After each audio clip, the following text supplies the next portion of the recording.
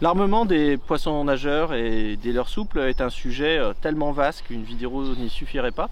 J'ai décidé d'angler celle-ci sous l'angle de la discrétion et aussi du taux de rendement au niveau des touches et des ratés au ferrage, c'est-à-dire grosso modo plus d'attaque et moins de décrochage. Alors évidemment, quand les eaux sont très teintées ou que les poissons ne sont pas éduqués, autant mettre un câble en carbone 49 comme est fourni avec notre leurre à système line through. Évidemment, s'il y a un peu plus de pression de pêche ou si l'eau est plus claire, un long bas de ligne en 80 centièmes régénérateur, c'est pas plus mal. Mais là, je voudrais me concentrer sur l'armement lui-même.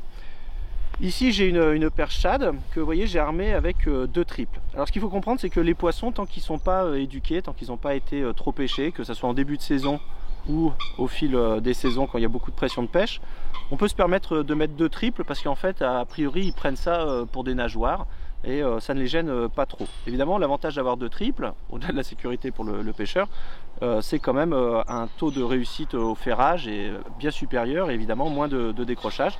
Alors généralement on en laisse pendre un avec un petit système comme ça d'épingle ou nos inserts à visser avec le petit clips, et puis derrière on le plante près de la queue pour que le paddle ne vienne pas trop souvent se prendre dedans au lancer.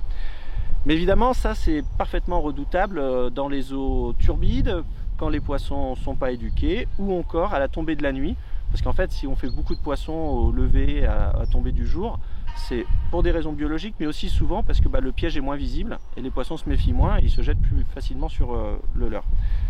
Là, ce que j'ai fait pour la journée, vous voyez, j'ai aussi pris un coloris plus naturel, mon coloris perche, toujours sur mon perche shad.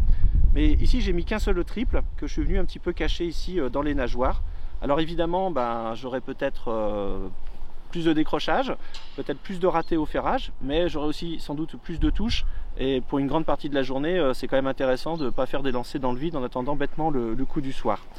Ce que je suis en train de vous dire aussi pourrait s'exprimer dans une règle plus générale, et je prends ici en exemple un de mes leurres favoris, un de ceux qui m'a rapporté le plus de métrés ces 2 dernières années, c'est évidemment mon Roche Polstal.